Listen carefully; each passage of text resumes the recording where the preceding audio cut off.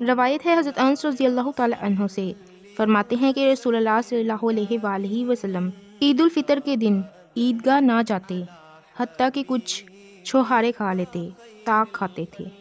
रवायत है हज़रत अबू सईद खुदरी रज़ियल्लाहु ताला अन्हो से, फरमाते हैं कि रसूलुल्लाह सल्लल्लाहु अलैहि वसल्लम ने 2 दिन रोज़ा रखने से मना फरमाया, ईद उल फ़ितर के दिन और कुर्बानी के दिन।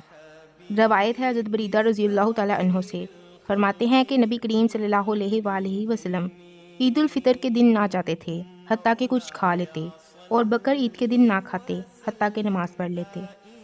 रवायत है हज़रत अबू हुरैरा रज़ियल्लाहु ताला अन्हो से, फरमाते हैं कि नबी करीम सल्लल्लाहु अलैहि वसल्लम ईद के दिन जब एक रास्ते से तशरीफ़ ले जाते तो दूसरे रास्ते से लौटते। रवायत है हज़रत जाबिर रज़ियल्लाहु ताला अन्हो से, फरमाते हैं कि जब ईद का दिन होता तो नबी सल्लल्लाहु अलैहि वसल्लम ईदगाह के रास्ते में इख्तिलाफ़ करते।